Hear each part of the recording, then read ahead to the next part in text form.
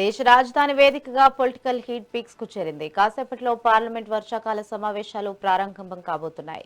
అయితే సభ ప్రారంభానికి ముందే ప్రతి సవాళ్లు వాకౌట్లతో ఢిల్లీ రాజకీయం దద్దరిల్లిపోయింది. నిన్న జరిగిన అభిపక్ష భేటీలలోనే హైడ్రామా నడిచింది అంటే ఇక సభలో ఎలాంటి యుద్ధం జరగబోతోందో అర్థం చేసుకోవచ్చు.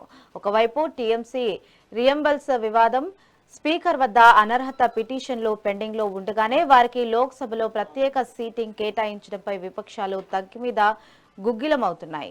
కాంగ్రెస్, టీఎంసీ, ఎస్పీ, డీఎంకే సహా దాదాపు అన్ని విపక్ష పార్టీలు అఖిలపక్ష భేటీ నుంచి వాకౌట్ చేశాయి. అంటే ఈ సమావేశాలు ఎంత వాడివేడిగా సాగబోతున్నాయో ఊహించుకోవచ్చు.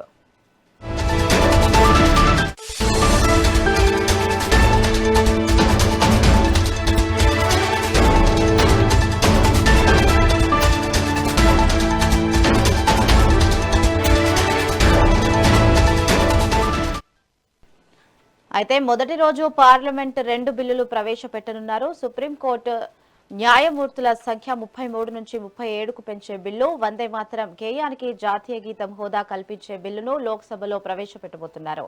కానీ వీటన్నిటికంటే దేశవ్యాప్తంగా సర్వత్రా ఉత్కంఠ రేపుతున్న అంశం 130వ రాజ్యాంగ సవరణ బిల్లు. అసలు ఈ 130వ సవరణ బిల్లులో ఏముంది? కేంద్రం ఏ ఉద్దేశంతో ఈ బిల్లును పట్టుకొస్తోంది? విపక్షాలు ఎందుకు ఇంతలా గగ్గోలు పెడుతున్నాయి?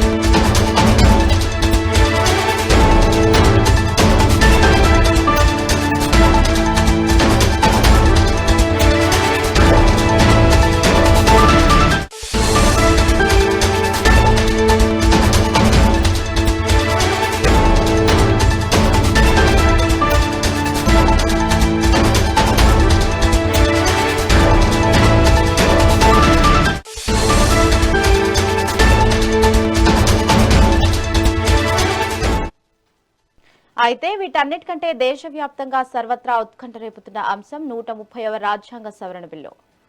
ఇక దీనిపై మరింత విశ్లేషణ అందించడానికి మనతో పాటు లైవ్ లో ఉన్నారు బండారు రామ్మోహన్ రావు గారు. సార్ నమస్తే అండి. నమస్తే, చెప్పండి. నమస్తే సార్. అయితే అసలు ఈ 130వ సవరణ బిల్లులో ఏముంది అంటారు సార్? రాజకీయ నాయకులకు నైతిక విలువ ఉండాలి, దాన్ని ఎవరైనా అనుకుంటారు.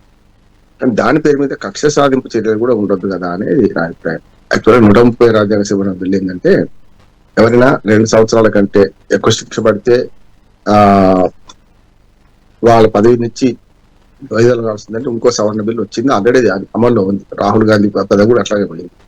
ఇక్కడ ఏంటంటే 30 రోజులు వరుసగా జైల్లో ఉంటే ఆటోమేటిక్ గా 31వ రోజు నాడు ముఖ్యమంత్రి గాని, ప్రధానమంత్రి గాని, అట్లానే ఇతర రాజకీయ నాయకులు వాళ్ళ పదవిని కోల్పోతున్నారు.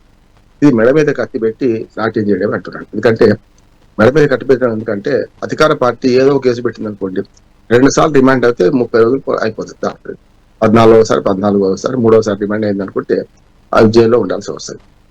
హీనియస్ క్రైమ్స్ విషయంలో తప్పులేదు, కానీ ఇట్లాగా 30 రోజులు జైల్లో అనే ఒక పెట్టడం వల్ల వాళ్ళ పదవి గండాన్ని ఎదుర్కోవడం అయిపోతుంది. దానివల్ల అధికార పార్టీ ఏది ఉంటే, అధికార పార్టీ రాష్ట్రంలో ఏది ఉంటే, శాంతి భద్రతలు రాష్ట్ర ప్రభుత్వ ఆధీనంలో ఉంటాయి కనుక ఏదైనా కేసు పెట్టి 30 రోజులు జైల్లో వస్తే వాళ్ళ పదవి ముఖ్యమంత్రితో సహా మంత్రులైన ఎవరైనా పోతుంది అనుకున్నప్పుడు దీన్ని వ్యతిరేకించారు. అందుకని పార్లమెంట్ లో పోయినసారి ప్రవేశపెట్టినప్పుడు దాన్ని జేపీసీకి పంపారు, జాయింట్ పార్లమెంటరీ కమిటీ. ఇది వద్దు అని మాట్లాడుతుంది. అందుకనే సవరణ చేశామంటున్నారు. సవరణ చేస్తే 30 రోజులు కాకుండా కొంచెం కాలం పొడిగించి ఒక 6 నెలలు వరుసగా జైల్లో ఉండాలనుకోండి. 6 నెలలు జైల్లో ఉండాలంటే అసలు నిజంగా హీనియస్ క్రైమ్సే పేరు దొరకని మన నేరాల్లో ఉన్నట్లు లెక్క. ఎందుకంటే నైతిక విలువలు ఉండాలని చెప్పి పూర్తిగా ఏదో రాజకీయంగా కేసులు ఇరికిస్తే మరి చాలా మంది పదవులు కోల్పోయే ప్రమాదం ఉంది కనుక అది ఇరుపక్కల జరుగుతుంది. వాళ్ళ బీజేపీ కేంద్రంలో అధికారం ఉంది, రాష్ట్రాల్లో ఎక్కువ రాష్ట్రాల్లో బీజేపీ అధికారంలో ఉంది కనుక మాకు నష్టమని కొన్ని ప్రతిపక్ష పార్టీలు అంటున్నాయి. రేపు పొద్దున ప్రతిపక్ష పార్టీల అధికారంలోకి వచ్చినప్పుడు ఇప్పుడున్న అధికార పార్టీ కూడా అదే సమస్య ఎదురవుతుంది కదా. కనుక దాన్ని బట్టి అర్థం చేసుకోవాల్సింది 130 రాజ్యాంగ సవరణ బిల్లులో ఆ 30 రోజులను తీసేస్తే బాగుంటది నా ఉద్దేశం. నైతికంగా రాజీనామా చేయమని వేరు కానీ 30 రోజుల బదులు దానికి కాలం పొడిగించడమో 6 నెలలు 3 నెలలు కనీసం 90 డేస్ ఇది అయితే బాగుంటది నా ఉద్దేశం. కొన్నిట్లో 90 డేస్ కూడా బెయిల్ దొరకదు. రేపు ఉంది, అటెంప్ట్ మర్డర్ ఉంది, ఇట్లాంటిలో కూడా దొరకకపోవచ్చు. ఎందుకంటే పరిస్థితుల గురించి వెంటనే బెయిల్ దొరకదు కనుక అటువంటి కేసుల్లో నేను చెప్పాను కదా, రాబరీ, థెఫ్ట్ ఇట్లాంటి పెద్ద కేసుల్లో డెకాయిటీ అట్లానే ఇట్లాంటి పెద్ద కేసుల్లో 7 ఏళ్లకు పైబడిన శిక్షల్లో కనుక జైలు పోయింది అనుకోండి, అప్పుడు ఈ 30 రోజుల పరిమితి అయినా నష్టం లేదు. ఎందుకంటే ఎట్లాగూ దొరకదు కనుక. కానీ మామూలు రాజకీయ నేరాల మీద, రాజకీయ ఉద్యమాల మీద కేసులు పెట్టినప్పుడు ఇటువంటి జరుగుతుంది కనుక సమస్య లేదు. దీన్ని ప్రజలందరూ వ్యతిరేకిస్తున్నారు. ఇది వరకు చెప్పండి నిరంకుశ పాలనకు దారితీస్తుంది. ఎవరైతే అధికారులు ఉంటారో వాళ్ళు ప్రతిపక్ష పార్టీల నాయకులను ఆగం చేయడానికి, పదవుల నుంచి వైదొలగేటట్టు చేయడానికి ఇది ఒక దాని ఆయుధంగా వాడుకుంటారనే అపవాదం ఉంది. అని నిజంగా కూడా అనుకున్నాను. ఇది ప్రతిపక్షాల వాదనలు అర్థం ఉన్నది.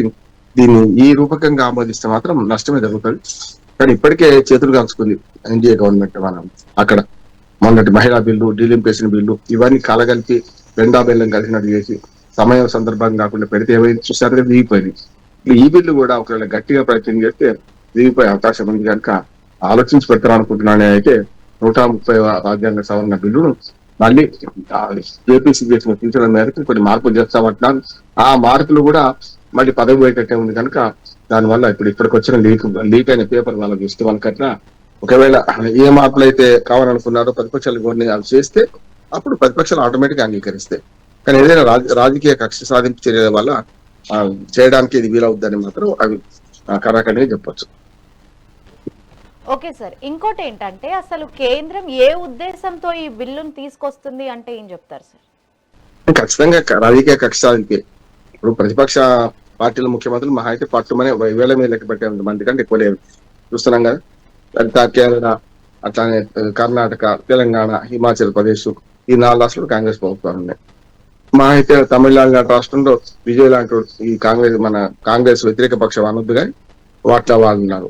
అట్లా 6 రాష్ట్రాలు 7 రాష్ట్రాలు మాత్రం కాంగ్రెస్ మన ముఖ్యమంత్రులు లేకపోతే బీజేపీ ఇతర ముఖ్యమంత్రులు ఉన్నారు. మిగతా వాళ్ళకు కూడా కష్టమే కదా. రేపు పొద్దున బీజేపీకి వాళ్ళ 21 రాష్ట్రాల్లో వాళ్ళ సొంతంగానో లేకపోతే మిత్రపక్షాలతో కలుసుకొని ఎన్డీఏ కూటమి ప్రభుత్వాలు ఉన్నాయి కదా. మరి రేపు పొద్దున అక్కడ కూడా రాజకీయంగా చేస్తే చెప్పలేం కదా. మొన్నే మనం చూసాం బాగా ఏది మీనాక్షి నటరాజన్ కేసులో చూసాం కదా మనం. ఇక్కడ ఏదో కేసు ఉందని నోటీసులు వచ్చాయని ఆమె నామినేషన్ తిరస్కరించబడ్డది. తర్వాత నామినేషన్ కరెక్ట్గా తీసుకెళ్తే అంటే ఒక అధికారం ఇస్తే తేలుపు పెత్తనం ఇస్తే తెలంగాణ పుట్టి చంపినట్టు ఒక అధికారం ఇస్తే అధికారి వినియోగించుకునే అధికారి ఏమైనా చేయొచ్చు కదా. ఏం లేదు.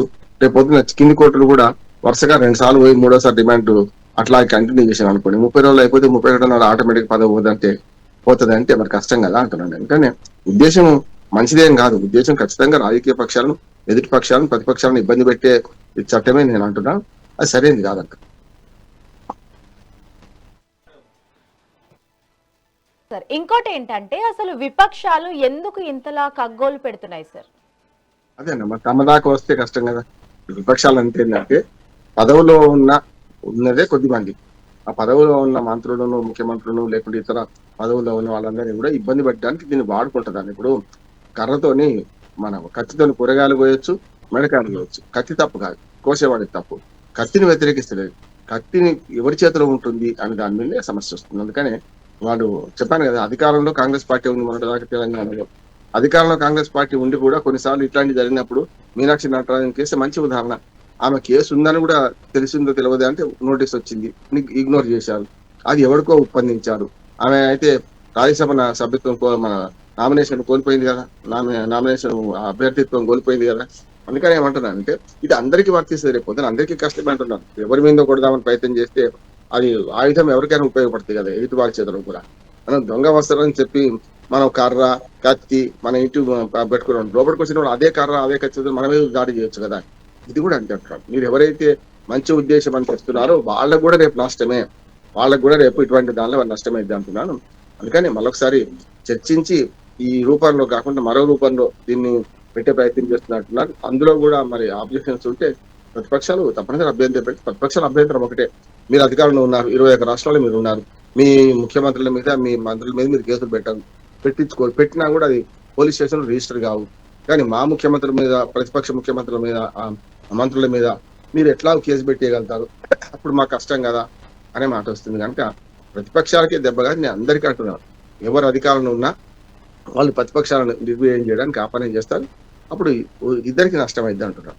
అందుకనే తాను చచ్చే మంది ఎవడు మింగొద్దు కనుక పార్లమెంట్ సభ్యుల్లో ముఖ్యంగా ఈ ప్రతిపక్షాలు వ్యతిరేకిస్తున్నాయి. వ్యతిరేకతలో అర్థం కూడా ఉందని నేను అనుకుంటున్నాను. ఓకే సార్, అదే విధంగా ఈ ఒక్క బిల్లుతో కేంద్రం చెప్తున్నట్టుగానే క్లీన్ పాలిటిక్స్ సాధ్యమేనా, లేకపోతే దీని వెనుక రాజకీయ దుర్వినియోగం ఏదైనా ఉందంటారా? మంచి ప్రశ్న అమ్మా. నా ఉద్దేశం అంటే ఎన్నికల్లో డబ్బు పంచి, సారా పంచి, రకరకాల అక్రమాలు చేసి, కులము మతము ప్రాంతము భాషను ఉపయోగించుకొని వ్యక్తిత్వ హననం చేసి వ్యక్తులు తిట్టుకుంటూ ఈ ఎన్నిక అవుతున్న ఈ ప్రజాస్వామ్యంలో ఆ ఒక్కటి వల్ల ఏమి కాదంటుందంటే జరగాల్సింది రాజకీయ సంస్కరణ, ముఖ్యంగా పార్టీలలో అంతర్గత ప్రజాస్వామ్యం. రెండోది ఏంటంటే చట్టబద్ధ పాలన ఉండాలి. చట్టబద్ధ పాలన లేకపోతే భర్త ఉన్నవాడిది బర్రె అంటే బలం ఉన్నవాడిదే గొర్రె అవుతుంది కదా, జరుగుతుంది అంతే కదా. ఇవాళ ప్రభుత్వంలో ఎవరుంటే వాళ్ళ మాట చెల్లుతుంది.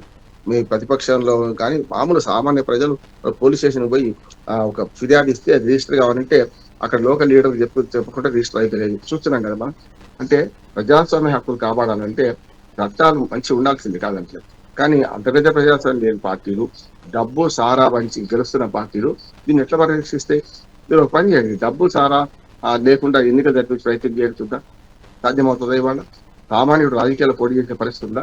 ఇది మార్చకుండా కేవలం అది నైతిక బాధ్యత చేయడం, అంతేందుకు రాజకీయ నాయకులకు వ్యతిరేకంగా దాఖలైన కేసులు ప్రత్యేక కోర్టులు పెట్టారు. అక్కడ ఏముద్ధరిస్తున్నారు?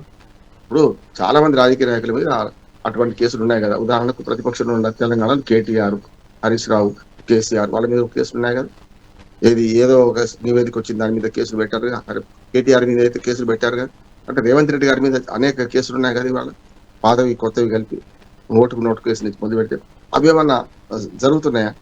మీరు సత్వర న్యాయం, ముంగిటి న్యాయం అందించడానికి వీలుగా రాజకీయ నాయకులకు సంబంధించిన కేసులు వేరుగా ఉండాలని కోర్టులు పెట్టమని చెప్పి ఆ జడ్జిను కనీసం 2 ఏళ్ల దాకా ట్రాన్స్ఫర్ చేయొద్దని చెప్పి వాళ్ళు 2 ఏళ్ల ముందు మన రిటైర్మెంట్ అయ్యేవాళ్ళు ఉంటే వాళ్ళని ఇటువంటి కేసులో పెట్టకండి అని చెప్పి జడ్జీలను కూడా నియంత్రించమని చెప్పి సుప్రీంకోర్టే స్పష్టంగా అన్ని రాష్ట్రాలకు హైకోర్టు ద్వారా నోటీసులు పంపింది. ఏమనంటే ఇప్పుడు మీరు రాజకీయ నాయకులు వ్యక్తిగత కేసులు కానీ రాజకీయ నాయకుల కేసులు కానీ ప్రత్యేక కోర్టులు పెడుతున్నారు, ఈ కోర్టుల్లో నియామకం జరపాలి కనుక మీరు దానికి తగిన వివరాలు ఇవ్వండి అంటే వీళ్ళు వివరాలు ఇవ్వాలి ఇప్పటిదాకా. అట్లాగే కోర్టులో వివరాలు అడిగితే కూడా ఇవన్నీ రాష్ట్ర ప్రభుత్వాలు ఉన్నాయి. రేపు పొద్దున సుప్రీంకోర్టు కనుక చేసుకొని ఈ ఇటువంటి నేరాల మీద రాజకీయ కోర్టులు రాజకీయ నాయకుల మీద కోర్టులకు పంపాలని చెప్పి ఇప్పటిదాకా కాలే కదా. వాళ్ళని ట్రాన్స్ఫర్ చేయదంటే కాలే కదా, వాళ్ళను ఆ పని చూసి చేయబట్టి కాలే కదా. అందుకనే కదా మళ్ళా అదే మీనాక్షి నటరాజన్ కేసుని ప్రస్తావిస్తున్నాను. ఆమె కేసును మామూలు సివిల్ కోర్టులో వేస్తే అది అనుమతించినట్టు రిజిస్టర్ కాకుండా నోటీసు పంపేసింది.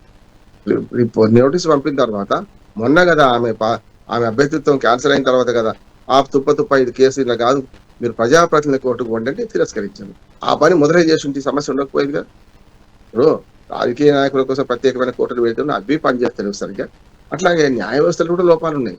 న్యాయ వ్యవస్థలో, పోలీసు వ్యవస్థలో, రాజకీయ వ్యవస్థలో ఈ లోపాలను పరిహరించకుండా అంటే మూలాలను పరిష్కరించకుండా కేవలం అరకొర సంస్కరణలు లేకపోతే కాయకల్ప చికిత్సల వల్ల ఏమీ రావలేదు అక్కడ. అందుకనే మీరు అనేది కరెక్ట్ గాను, ఆ ఒక్కదాంతోనే మొత్తం సంస్కరించబడదు, అది కూడా ఒక భాగమే.